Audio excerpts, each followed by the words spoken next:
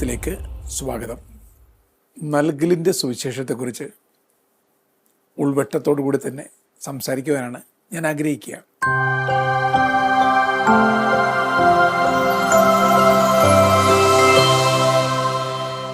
അമേരിക്കയിൽ സിവിൽ വാർ നടക്കുന്ന സമയം ഒരു യുവാവ്, അരോഗദൃഢഗാത്രനായ യുവാവ് എബ്രഹാം ലിങ്കനെ സമീപിക്കുന്നു. അയാൾ പറയുന്നു, I want to die for America. So send me to the battlefield. അമേരിക്കയ്ക്ക് വേണ്ടി മരിക്കണം. അതുകൊണ്ട് എന്നെ യുദ്ധക്കളത്തിലേക്ക് പറഞ്ഞു വിടുക. ലിങ്കൻ അദ്ദേഹത്തെ സ്വീകരിച്ചു. യുദ്ധക്കളത്തിലേക്ക് പറഞ്ഞു വിട്ടില്ല, ഓഫീസ് സെക്രട്ടറി ആയിട്ട് നിയമിച്ചു. ഇദ്ദേഹത്തിന് സങ്കടമായി. ഇദ്ദേഹം പറഞ്ഞു, I want to die for America. I want to die for you. അങ്ങേക്ക് വേണ്ടി മരിക്കാൻ ആഗ്രഹിക്കുന്നു, അമേരിക്കയ്ക്ക് വേണ്ടി മരിക്കാൻ ആഗ്രഹിക്കുന്നു. So send me to the battlefield. എന്നെ അയക്കുക, യുദ്ധക്കളത്തിലേക്ക് അയക്കുക. ലിങ്കൺ ചിരിയോടുകൂടി പറഞ്ഞത്രേ, I want people to live for America, not to die for America. അമേരിക്കയ്ക്ക് വേണ്ടി മരിക്കാനല്ല, ജീവിക്കാനാണ് എനിക്ക് ആളുകളെ വേണ്ടത്. Because living for something is much more difficult than dying for something. സത്യമല്ലേ? അദ്ദേഹം പറഞ്ഞത്, എന്തിനൊക്കെയോ വേണ്ടി ജീവിക്കുന്നതാണ് മരിക്കുന്നതിനേക്കാളും ബുദ്ധിമുട്ട്. ശരിയല്ലേ? നിങ്ങൾ ആർക്കെങ്കിലും വേണ്ടി മരിക്കാന്നൊക്കെ തീരുമാനം എടുത്തു കഴിഞ്ഞാൽ അങ്ങ് മരിച്ചാൽ മതി. പക്ഷേ ഒരാൾക്ക് വേണ്ടി ജീവിക്കുക എന്ന് പറഞ്ഞാൽ ഓരോ നിമിഷവും നിങ്ങളെ തന്നെ കൊല്ലേണ്ടി വരും. ആലോചിച്ച് നോക്കുക. ഒരൊറ്റ മിനിറ്റ് കൊണ്ട് നിങ്ങളെ തന്നെ കൊല്ലാൻ പറ്റും ശാരീരികമായിട്ട്. പക്ഷെ ഒരാൾക്ക് വേണ്ടി ഓപ്റ്റ് ചെയ്ത് ജീവിക്കുക എന്ന് പറഞ്ഞാൽ നിമിഷം നിങ്ങളെ തന്നെ കൊല്ലുകയാണ്. അങ്ങനെ വേണ്ടി വരും. ആ മരിക്കലിൽ ഒരു ജീവിതം നിങ്ങൾ കണ്ടെത്തുകയാണ്. ശരിക്കും സ്നേഹം എന്ന് പറഞ്ഞു കഴിഞ്ഞാൽ അതൊക്കെ തന്നെയല്ലേ? ആലോചിച്ച് നോക്കുക. 3 ഇംഗ്ലീഷ് ലെറ്ററുകൾ എല്ലിൽ തുടങ്ങുന്ന ലിവ്, ലവ്, ലീവ്. അതാണ് ജീവിതം. സ്നേഹിക്കുക എന്ന് പറഞ്ഞാൽ ലീവ് ചെയ്യാൻ കൂടി ഒരുങ്ങുക എന്നുള്ളതാണ്. അപ്പം ലവ് ചെയ്യുക, ലീവ് ചെയ്യുക, ഇതൊക്കെ കൂടി ചേർന്നാണ് ജീവിതം എന്നൊക്കെ പറയുന്നത്. അത് മനസ്സിലാക്കിയെടുക്കാൻ സാധിക്കുക എന്നുള്ളതാണ് ജീവിതത്തിലെ വളരെ പ്രധാനപ്പെട്ട കാര്യം. അതുകൊണ്ട് എന്നെ കേൾക്കുന്ന പ്രിയപ്പെട്ട സുഹൃത്തെ, വെറുതെ ഉള്ളിലേക്ക് നോക്കിയിട്ട് ഉൾവട്ടത്തിൽ സ്വയം ഒന്ന് കണ്ടറിയാൻ ശ്രമിക്കണം. എന്നിട്ട് ചോദിക്കണം, ഞാൻ ആവശ്യത്തിന് ആരെങ്കിലൊക്കെ സ്നേഹിക്കുന്നുണ്ടോ? MTയുടെ ഒരു കഥാപാത്രം പറയുന്നുണ്ട്, ജീവിതകാലത്ത് നിങ്ങൾ ഒരൊറ്റ ആളെ സ്നേഹിച്ചിട്ടുള്ളൂ, നിങ്ങളെ മാത്രം. സത്യമല്ലേ? നമ്മളെ മാത്രം സ്നേഹിച്ചിട്ടുള്ളൂ. പഴയ കവിതയിൽ അവനവൻ കടമ്പ കടക്കുന്നതിനെക്കുറിച്ച് പറയുന്നുണ്ട്. നമ്മളുടെ ഏറ്റവും വലിയ കടമ്പ അവനവൻ കടമ്പയാണ്. അവനവനിൽ തന്നെ കുടുങ്ങി കിടക്കുകയാണ്. അതൊരു കംഫർട്ട് സോണാണ്. നിങ്ങൾ വലിയ വാചാലമായിട്ട് പറയുന്നുണ്ട്, ഞാൻ ഒരുപാട് പേരെ സ്നേഹിക്കുന്നുണ്ട്. എൻ്റെ പ്രിയപ്പെട്ട സുഹൃത്തെ, സത്യമായിട്ട് ആരെങ്കിലും ആത്മാർത്ഥമായിട്ട് സ്നേഹിച്ചിട്ടുണ്ടോ? നമ്മളെക്കാൾ കൂടുതലായിട്ട് ആരെങ്കിലും സ്നേഹിച്ചിട്ടുണ്ടോ? അപ്പോൾ നൽകലിൻ്റെ സുവിശേഷം എന്തെന്ന് ആദ്യം മനസ്സിലാക്കുക. ഒരാൾ കുഴിയിൽ വീണപ്പോൾ അയാൾ രക്ഷിക്കാൻ പലരും ശ്രമിക്കുന്നുണ്ട്. പക്ഷേ അയാളെ രക്ഷിക്കാൻ പറ്റുന്നില്ല. അവസാനം ഒരു മനുഷ്യൻ വളരെ കൂളായിട്ട് അയാളെ രക്ഷിച്ചു. ഞങ്ങൾക്ക് ആൾക്ക് സാധിക്കാത്ത കാര്യം നിങ്ങൾക്ക് ഇങ്ങനെ സാധിച്ചു. അപ്പോൾ രക്ഷിച്ച ആൾ പറഞ്ഞു, നിങ്ങളെല്ലാവരും ചെന്നിട്ട് കൈ താ എന്ന് പറഞ്ഞപ്പോൾ അയാൾ ആരുടെ പിശുക്കനാണ്. അയാളുടെ കൈ തരാൻ അയാൾ തയ്യാറല്ല. ഞാൻ കൈ നീട്ടിയിട്ട് പറഞ്ഞു, എൻ്റെ കൈ എടുക്ക്, കൈ പിടിക്ക്. അയാൾ കൈ പിടിച്ചു, രക്ഷപ്പെട്ടു. അതായത് നമ്മൾ ആ സിംബോളിക്കായിട്ട് അതൊന്ന് കണ്ടു നോക്കുക. ഗിവ് യുവർ ഹാൻഡ് എന്ന് പറഞ്ഞപ്പോൾ പിശുക്കന് കൈയൊന്ന് നീട്ടാൻ പോലും പിശുക്കാണ്, മടിയാണ്. ടേക്ക് മൈ ഹാൻഡ്, എൻ്റെ കൈ പിടിക്ക് എന്ന് പറഞ്ഞപ്പോൾ കൈ അങ്ങ് നീട്ടിപ്പിടിച്ചു. ഇത് മനുഷ്യരുടെയൊക്കെ അവസ്ഥയാണ്. നമ്മളുടെ ചാകാൻ കിടക്കുമ്പോൾ പോലും എനിക്കെന്ത് കിട്ടിയെന്ന് ചിന്തിക്കുന്ന മനുഷ്യരുണ്ട്. ഒരാൾ മരണക്കിടക്കയിലാണ്. അയാൾ മക്കളെ ഓരോരുത്തരായിട്ട് വിളിച്ചുകൊണ്ടിരിക്കുകയാണ്. അന്തോണി എവിടെ, തോമസ് എവിടെ? അയാൾ ചോദിക്കുകയാണ്, മൂത്ത മോനെവിടെ? അവൻ പറഞ്ഞു, അപ്പ ഞാനിവിടെ ഉണ്ടപ്പ. ഇളയ മോനെവിടെ? അപ്പ ഞാനിവിടെ ഉണ്ടപ്പ. നടുക്കത്തവനെവിടെ? ഞാനിവിടെ ഉണ്ടപ്പ. ഇയാൾ പെട്ടെന്ന് കോപാക്രാന്തനായി. മരിക്കാൻ കിടക്കുന്ന ആളാണ്, അവസാനത്തെ ശ്വാസം വലിക്കുന്ന ആളാണ്. ആൾ പറഞ്ഞു, ഏട്ടാ എല്ലാവരും ഇവിടെ വന്ന് നിന്ന് കഴിഞ്ഞാൽ കടയിലെ കച്ചവടം ആര് നോക്കും? ആരാടെ കടയിൽ നിൽക്കണത്? ഇതാണ് നമ്മുടെ അവസ്ഥ. നമ്മളൊക്കെ അങ്ങനെയാണ്. എന്താണ് കിട്ടിക്കൊണ്ടിരിക്കുന്നതെന്ന് ചിന്തിച്ചുകൊണ്ടിരിക്കുകയാണ്. അപ്പോൾ നൽകലിൻ്റെ സുവിശേഷം, the twist of your wrist എന്ന് പറയാറുണ്ട്. അതായത് നിങ്ങളുടെ കൈ, ഇങ്ങനെ എടുക്കുന്ന കൈ, ദാ തരൂ തരൂ എന്ന് പറഞ്ഞ് നീട്ടിക്കൊണ്ടിരിക്കുന്ന കൈ, നൽകുന്ന കൈയായിട്ടൊന്ന് ട്വിസ്റ്റ് ചെയ്യുമ്പോൾ അപ്പോഴല്ലേ നിങ്ങൾ മനുഷ്യരായി മാറുക. എനിക്ക് എന്ത് കിട്ടി കിട്ടി കിട്ടി എന്ന് ചിന്തിക്കാതെ ഞാൻ എന്ത് നൽകിയെന്ന് എപ്പോഴും ചിന്തിച്ചിട്ടുണ്ട. നമ്മളെ കംപ്ലൈൻറ്റ് എന്താണ്? എനിക്ക് എൻ്റെ അപ്പനും അമ്മയും ഒന്നും തന്നില്ല, എൻ്റെ സഹോദരങ്ങൾ വേണ്ടത്ര തന്നില്ല, എൻ്റെ ജീവിത പങ്കാളി തന്നില്ല, മക്കൾ തന്നില്ല. നിങ്ങൾ തരാത്തതിനെ കുറിച്ച് നിങ്ങൾ പരാതി പറഞ്ഞുകൊണ്ടിരിക്കുന്നത്, ലിസ്റ്റ് ഉണ്ടാക്കിക്കൊണ്ടിരിക്കുകയാണ്. എനിക്ക് ലഭിക്കാതെ പോയ സൗഭാഗ്യങ്ങൾ. ഈ ലിസ്റ്റ് ഉണ്ടാക്കുന്നതിനിടയിൽ പ്രിയപ്പെട്ട സുഹൃത്തെ, നിങ്ങൾ എന്ത് നൽകി? ഏതൊരു അമേരിക്കൻ പ്രസിഡന്റ് പറഞ്ഞല്ലോ, അമേരിക്ക നിങ്ങൾക്ക് എന്ത് നൽകിയെന്നല്ല നിങ്ങൾ ചിന്തിക്കേണ്ടത്, നിങ്ങൾ അമേരിക്കയ്ക്ക് എന്ത് നൽകി. ജീവിതത്തിന് നിങ്ങളെന്ത് നൽകി? ജീവിതം നിങ്ങൾക്ക് എന്ത് നൽകിയെന്നതിനേക്കാൾ പ്രധാനപ്പെട്ട ചോദ്യം അതല്ലേ. ആ ചോദ്യത്തിന് ഉത്തരം ഒന്ന് കണ്ടെത്തി നോക്കുക. നൽകിക്കൊണ്ടേയിരിക്കുന്ന മനുഷ്യരുണ്ട്. നിങ്ങളുടെ മാതാപിതാക്കളെ തന്നെ ഓർത്ത് നോക്കുക. അവരുടെ ദാനമല്ലേ ഈ ജീവിതം എന്ന് പറയുന്നത്. ആ ദാനബോധമെങ്കിലും നമുക്കുണ്ടാവും. അവർ മുറിച്ച് നൽകിയത് കൊണ്ടല്ലേ നിങ്ങൾ എടുത്തു ഭക്ഷിച്ചത്. ചിന്തിച്ചു നോക്കുക. 2 പെൺമക്കൾ ചേർന്ന് അമ്മയുടെ മൃതദേഹം കുളിപ്പിക്കുകയാണ്. 2 പേരും പൊട്ടിക്കരഞ്ഞു പോകുന്നുണ്ട്. മൂത്തവൾ പറഞ്ഞു, നമ്മുടെ അമ്മ, നമ്മുടെ പൊന്നമ്മ എത്ര പ്രാവശ്യം നമ്മളിങ്ങനെ കുളിപ്പിച്ച് ഒരുക്കി പൗഡർ ഇടിപ്പിച്ച് പൊട്ട് തൊടിയിപ്പിച്ച് സുന്ദരികളാക്കി ഇങ്ങനെ കൊണ്ടുനടന്നിരുന്നു.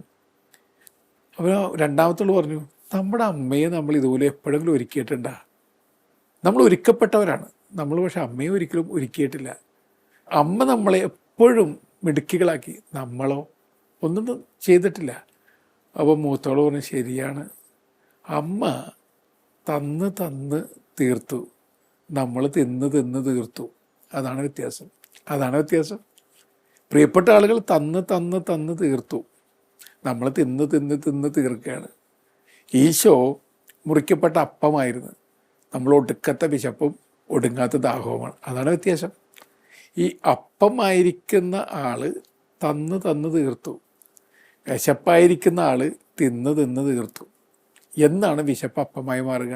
അപ്പോഴല്ലേ ഒരാൾക്ക് വിശുദ്ധി ഉണ്ടാവുക.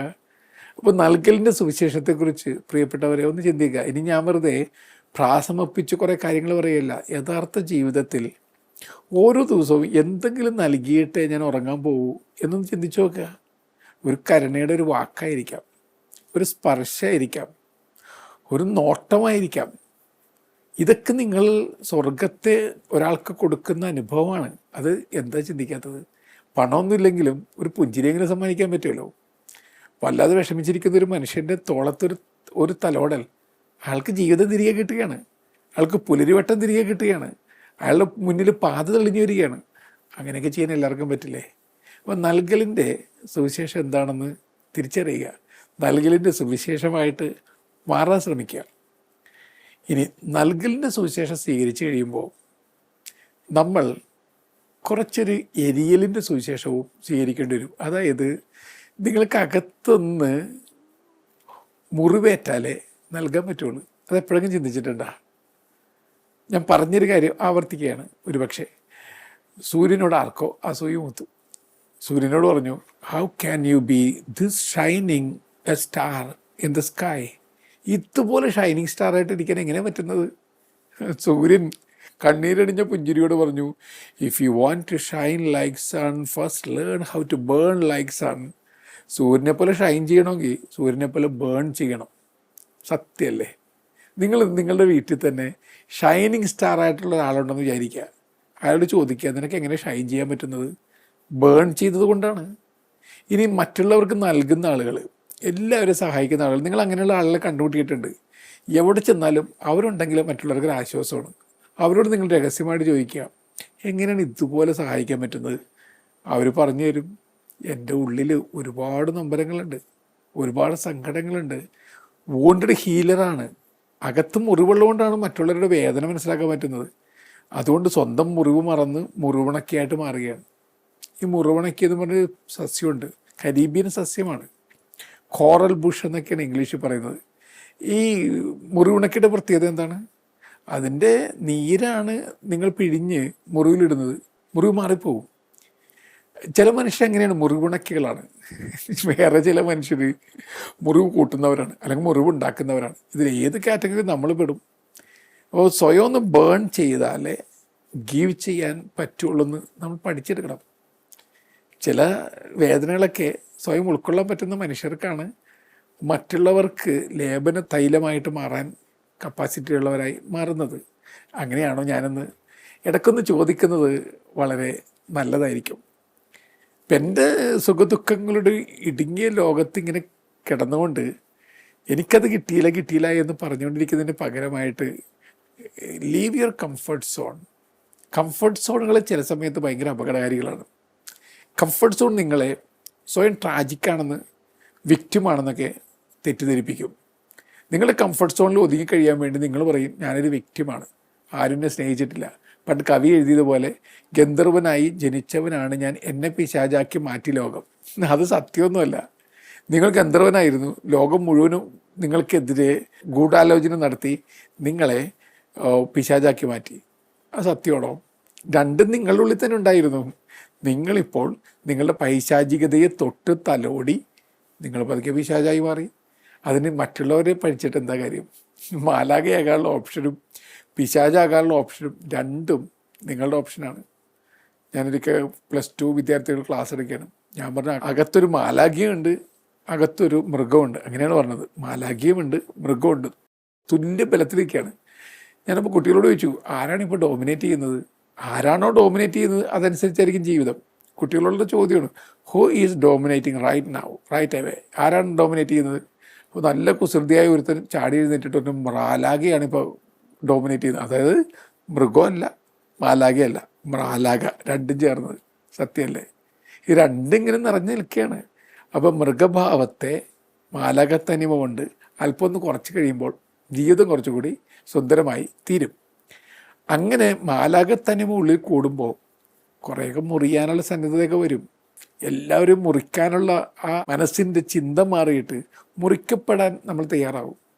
എൻ്റെ പ്രിയപ്പെട്ട സുഹൃത്തെ, എല്ലാവരും മുറിക്കുന്ന, എല്ലാവരും ചിതറിപ്പിക്കുന്ന, എല്ലാവരുടെ ഹൃദയത്തെ തകർക്കുന്ന ആളുടെ കൂടെ മറ്റൊരാൾക്ക് എങ്ങനെയാണ് ജീവിക്കാൻ പറ്റുക? അത്ര എളുപ്പമല്ല. If you are a very breaking type of a person, then nobody wants to live with you because they don't want to be broken. ആകാൻ അവർക്ക് ആഗ്രഹമില്ല. അതുകൊണ്ട് നിങ്ങളെ കാണുമ്പോൾ അവർ ഓടിപ്പോകും. അങ്ങനെയാണ് നമ്മുടെ ജീവിതത്തിൽ സംഭവിക്കുന്നതെന്ന് വെറുതെ ഒന്ന് ചിന്തിച്ച് നോക്കുക. അടുത്തതായിട്ട് നിങ്ങളിങ്ങനെ മറ്റുള്ളവർക്ക് വേണ്ടി നൽകുന്ന ഒരാളായി, ആ നൽകലിന് വേണ്ടി മുറിയപ്പെടാൻ തയ്യാറുള്ള ഒരാളായി തീരുമാനമെടുത്തു. അതിൻ്റെ ഏറ്റവും നിറവെന്ന് പറയുന്നത് എന്താണ്? മറ്റൊരാൾക്ക് വേണ്ടി ജീവിതം പൂർണ്ണമായി സമർപ്പിക്കാനുള്ളൊരു മനസ്ഥിതി വരും. അതാണ് സ്നേഹത്തിൻ്റെ ഒരു കൾമിനേഷൻ, പീക്ക് പോയിൻ്റ് എന്ന് പറയുന്നത്. അതാണ് ഒരു സ്നേഹത്തിൻ്റെ പാട്ടിൻ്റെ ഉച്ചസ്ഥായി. അതാണ് നിങ്ങൾ ജീവൻ തന്നെ മറ്റൊരാൾക്ക് വേണ്ടി വെടിയാൻ തയ്യാറാവുന്നു. അതൊക്കെ കാൽപ്പനികതയുടെ കഥയൊന്നുമല്ല. അങ്ങനെ ചെയ്തവരൊക്കെ ഉണ്ട്. നമ്മൾ 1912 ടൈറ്റാനിക് ദുരന്തം സംഭവിച്ചതായിട്ട് വായിക്കുന്നുണ്ട്. ശരിയല്ലേ? ഏപ്രിൽ 15 ഇത് സംഭവിക്കുക. അന്ന് ധാരാളം ദുരന്ത കഥാപാത്രങ്ങളും ദുരന്ത അനുഭവങ്ങളുണ്ടായി. പക്ഷെ അവയ്ക്കിടയിൽ രക്ഷപ്പെട്ട ചില ആളുകൾ കണ്ട സജീവ സ്നേഹത്തിൻ്റെ ചിത്രങ്ങളുണ്ട്. ഈ സജീവ സ്നേഹത്തിൻ്റെ ചിത്രങ്ങളിൽപ്പെട്ട ഒരു ചിത്രമുണ്ട്. അതൊരു കത്തോലിക്ക പുരോഹിതൻ്റെതാണ്. ഫാദർ തോമസ് ബൈൽ എന്ന പേരിലുള്ള ഒരച്ഛൻ. അദ്ദേഹം ലണ്ടനിൽ നിന്ന് ചിക്കാഗോയിലേക്ക് അനുജൻ്റെ കല്യാണത്തിൽ പങ്കെടുക്കാൻ അനുജൻ അയച്ചു കൊടുത്ത സെക്കൻഡ് ക്ലാസ് ടിക്കറ്റുമായി യാത്ര ചെയ്യുകയായിരുന്നു. അങ്ങനെ യാത്ര ചെയ്യുന്ന അദ്ദേഹം ശരിക്കും നൽകലിൻ്റെ സുവിശേഷം, മുറിക്കപ്പെടലിൻ്റെ സുവിശേഷം പൂർണ്ണമായി ആത്മാർപ്പണം ചെയ്യുന്ന സുവിശേഷമായി മാറി. എന്താ സംഭവിച്ചത്? കപ്പൽ മുങ്ങി താഴുന്ന സമയത്ത് പരിഭ്രാന്തരായ ആളുകൾ മാറുന്നു. യഥാർത്ഥ കത്തോലിക്ക പുരോഹിതനായിട്ട് ഇദ്ദേഹം രൂപാന്തരപ്പെട്ടു. ഇദ്ദേഹം എന്താ ചെയ്തത്? ആളുകളെ ആശ്വസിപ്പിക്കാൻ വേണ്ടി ഓടി നടന്നു. ഈ 3rd ക്ലാസ് പാസഞ്ചേഴ്സ് ഉണ്ട്, അതായത് VIP കളിൽ നിന്നും 2nd ക്ലാസ് പാസഞ്ചേഴ്സിൽ നിന്നും താഴെയുള്ള ആളുകൾ. അവരെ രക്ഷിക്കാൻ ആരും ശ്രമിക്കുന്നില്ല. ലൈഫ് ബോട്ടുകൾ ഒരുക്കി കഴിയുമ്പോൾ കുട്ടികൾ, സ്ത്രീകൾ, പിന്നെ VIP അതാണ് ക്രമം. അപ്പോൾ ഈ തേർഡ് ക്ലാസ് പാസഞ്ചേഴ്സിനെ ആരും നോക്കുന്നില്ല. ഈ തോമസ് ബൈൽ എന്ന് പറയുന്ന അച്ഛൻ അവരുടെ രക്ഷകനായിട്ട് മാറി. അദ്ദേഹം അവരെ രക്ഷിക്കുവാൻ വേണ്ടി ഓടി നടക്കുകയാണ്. ഇതിനിടയിൽ എല്ലാവർക്കും വേണ്ടി അദ്ദേഹം പ്രാർത്ഥിക്കുന്നു. കണ്ടിന്യൂസ് ആയിട്ട് നന്മ നിറഞ്ഞ മറിയമേ എന്ന പ്രാർത്ഥന, പിന്നെ എല്ലാവരെയും കേൾക്കുവാൻ വേണ്ടിയുള്ളൊരു സന്നദ്ധത, കുമ്പസാരിക്കാൻ വേണ്ടി ഓടിയളയുന്ന ആളുകൾക്ക് പാപമോചനം നൽകുന്നവനുള്ള ആ ഒരു വ്യഗ്രത. ഓർത്തേക്കണം, കപ്പൽ മുങ്ങിപ്പോയിക്കൊണ്ടിരിക്കുന്ന സമയത്താണ് ഇതെല്ലാം സംഭവിക്കുക. ഇതിനിടയിൽ 2 വട്ടം അദ്ദേഹത്തിന് വേണ്ടി ലൈഫ് ബോട്ടിലെ സീറ്റ് നൽകപ്പെട്ടു. 2 വട്ടവും അദ്ദേഹം വേണ്ടെന്ന് വെച്ചു. കാരണം ആരുമില്ലാത്ത ഈ മനുഷ്യർക്ക് ഒപ്പം മരിക്കുന്നതാണ് അദ്ദേഹം പ്രിഫർ ചെയ്തത്. അവസാനമായിട്ട് കണ്ട കാഴ്ച എന്താണ്? കപ്പലിൻ്റെ ഡെക്കിയിൽ നിന്നുകൊണ്ട് അത് ഉച്ചത്തിൽ കൈകൾ 2ഉം ആകാശത്തേക്ക് എന്ന മട്ടിൽ ഉയർത്തിപ്പിടിച്ചുകൊണ്ട് സ്വർഗസ്ഥനായ ഞങ്ങളുടെ പിതാവ് എന്ന പ്രാർത്ഥനയിൽ നിന്നും. സിനിമകളിലൊന്നും ഇത്തരം സുന്ദര ദൃശ്യങ്ങളൊന്നും വരില്ല. പക്ഷേ നിങ്ങളുടെ ആത്മാവിനെ തൊടുന്ന ആഴങ്ങളുള്ള ദൃശ്യങ്ങളാണ് ഇവ സമ്മാനിക്കുന്നത്. ഇതുപോലെ മറ്റുള്ളവർക്ക് വേണ്ടി മരിക്കാൻ തയ്യാറായവർ ധാരാളമുണ്ട്. അങ്ങനെയൊക്കെയാണോ ഞാനെന്ന് ഇടയ്ക്ക് ചിന്തിക്കുന്നത് വളരെ നന്നായിരിക്കാം. മാക്സിമിലിയൻ കോൾബെ അങ്ങേറ്റം ഹൃദയത്തോട് ചേർക്കാവുന്നൊരു വിശുദ്ധനായി മാറുന്നത് എങ്ങനെയാണ്? അദ്ദേഹം 2 ഡോക്ടറേറ്റ് ഉണ്ടായിരുന്ന ആളാണ്. അദ്ദേഹം എഴുത്തുകാരനായിരുന്നു, പാട്ടുകാരനായിരുന്നു, അദ്ദേഹം ഓൾ ഇൻ ഓൾ ആയിരുന്നു. എല്ലാവർക്കും എല്ലാമായി ജീവിച്ചൊരു മനുഷ്യൻ, അതിപാണ്ഡിത്യമുള്ള, അതിചാതുര്യമുള്ള കലാകാരനും സ്പോർട്സ് താരവും എല്ലാമായിരുന്നൊരു മനുഷ്യൻ. അങ്ങനെയൊക്കെയുള്ളൊരു മനുഷ്യൻ അത്രയ്ക്ക് അമൂല്യമായൊരു ജീവിതത്തെയാണ് എറിഞ്ഞുടച്ച് കളയുന്നത്. നമ്മളുടെ ഭാഷയിൽ അത് എറിഞ്ഞുടച്ച് കളയലാണ്, അദ്ദേഹത്തിൻ്റെ ഭാഷയിൽ അത് നേടിയെടുക്കലാണ്. മരണത്തിന് വിധിക്കപ്പെട്ട ഒരാൾക്ക് വേണ്ടി അദ്ദേഹം ഓപ്ഷൻ നടത്തുകയാണ്. I will die for him, ഞാൻ മരിക്കാം. ഇത് കേട്ടിരിക്കാൻ എളുപ്പമാണ് എൻ്റെ പ്രിയപ്പെട്ട ചങ്ങാതി. ഞാനൊരു കാര്യം ചോദിക്കട്ടെ. നിങ്ങൾ മരണത്തിൻ്റെ മുനമ്പിൽ വന്ന് നിൽക്കുകയാണ്. നിങ്ങളുടെ ഏറ്റവും പ്രിയപ്പെട്ട ഒരാൾ മരിക്കാൻ പോകുമ്പോൾ ദൈവം പറയുന്നു, അവനെ ജീവിപ്പിക്കാം, നീ മരിക്കാൻ തയ്യാറാണോ? അങ്ങനൊരു ഓപ്ഷൻ നിങ്ങളുടെ മുമ്പിൽ ദൈവം വയ്ക്കുകയാണെങ്കിൽ ഞാൻ റെഡി എന്ന് പറയാൻ തക്ക വിധത്തിലുള്ള ആഴമായ സ്നേഹം നമുക്ക് ആരോടെങ്കിലും ഉണ്ടോ? ഈ ചോദ്യത്തിന് സ്വയം ഒന്ന് ഉത്തരം കണ്ടെത്തുക. അപ്പോൾ മനസ്സിലാവും നമുക്ക് എത്രത്തോളം ഡെപ്ത് ഉണ്ട് എന്ന്. അപ്പോൾ മാക്സിമിലിയൻ കോൾബെ തൻ്റെ തന്നെ ജീവിതം മറ്റൊരാൾക്ക് വേണ്ടി ഇങ്ങോട്ട് അർപ്പിക്കുകയാണ്. അദ്ദേഹത്തിൻ്റെ ആപ്തവാക്യം എന്താണ്? Love perfectly, love unconditionally, love always. പെർഫെക്റ്റായിട്ട്, വ്യവസ്ഥകളില്ലാതെ എല്ലായ്പ്പോഴും സ്നേഹിക്കുക. അത് തന്നെയല്ല അദ്ദേഹം ചെയ്തത്. അന്ത്യനാളുകളെക്കുറിച്ച് പറയുക, ഇദ്ദേഹം വളരെ ഹാപ്പി ആയിട്ടാണ് ആ ബാരക്കിൽ കഴിഞ്ഞുകൂടിയത്. മരണത്തിന് തൊട്ടു മുമ്പ് വരെ അദ്ദേഹം നന്ദിയുടെ കീർത്തനങ്ങൾ ആലപിക്കുകയൊക്കെ ചെയ്തുകൊണ്ടിരുന്ന അത്രേ. എല്ലാവർക്കും എല്ലാമായി മാറി ഒരു മനുഷ്യൻ കടന്നു പോകുന്നത് ഇങ്ങനെയൊക്കെയല്ലേ? അതിന് നമുക്ക് സാധിക്കുമോ? ഈ മറ്റുള്ളവർക്ക് സ്വന്തം ജീവൻ പകർന്നു കൊടുക്കുവാൻ തക്ക വിധത്തിലുള്ള സ്നേഹമൊക്കെ നമുക്കുണ്ടോ എന്നൊരു ചോദ്യത്തിന് നമ്മൾ തന്നെ ഉത്തരം കണ്ടെത്തണം. നൽകലിൻ്റെ സുവിശേഷവും സ്വയം മുറിക്കലിൻ്റെ സുവിശേഷവും മറ്റുള്ളവർക്കായി പൂർണ്ണമായി സമർപ്പണം ചെയ്യലിൻ്റെ സുവിശേഷവും ഒക്കെയായി മാറണമെന്നുണ്ടെങ്കിൽ നമ്മുടെ കടുകെട്ടി സെൽഫിഷ് ലോകത്തിൽ നമ്മൾ പുറത്തു വരണം. തുടക്കത്തിൽ പറഞ്ഞതുപോലെ കംഫർട്ട് സോണാക്കി സെൽഫിഷ് സോണിനെ നമ്മൾ മാറ്റിയിരിക്കുകയാണ്. കടുകെട്ടി സ്വാർത്ഥതയാണ്. നമ്മൾ എന്തൊക്കെ പറഞ്ഞാലും മനുഷ്യർ സെൽഫിഷാണ്. നമ്മൾ ആദ്യം തിന്നുന്ന അപ്പത്തിൻ്റെ പേരെന്താണ്? അമ്മയപ്പം എന്ന് നമുക്ക് പേരിട്ട് വിളിക്കാം. കാരണം ഒരു കുഞ്ഞ് അമ്മയെ തിന്നാണ് വളരുന്നത്.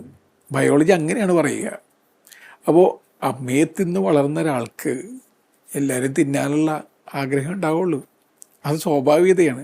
മനുഷ്യൻ ബേസിക്കലി സെൽഫിഷാണ്. അതൊന്നും മനസ്സിലാക്കുക. സെൽഫ് ലവ് മോശം കാര്യമല്ല, പക്ഷേ സെൽഫിഷ് ലവ് മോശം കാര്യമാണ്. അന്ന് തിരിച്ചറിഞ്ഞുകൊണ്ട് നമ്മളുടെ തന്നെ ഈ കടമ്പകളൊക്കെ ഒന്ന് ഭേദിച്ച് പുറത്തേക്ക് വരാനായിട്ട് ശ്രമിച്ചു നോക്കുക.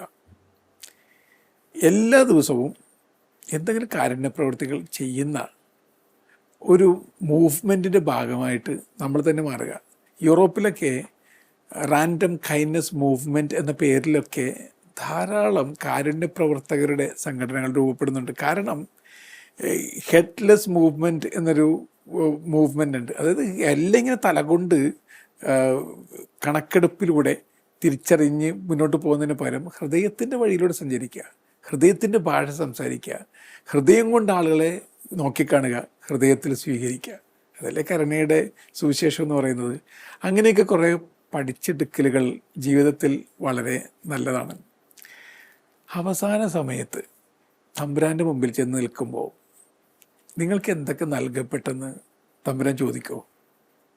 നിങ്ങൾക്ക് എന്തൊക്കെ പദവികളുണ്ടായിരുന്നെന്ന് തമ്പുരാൻ ചോദിക്കോ?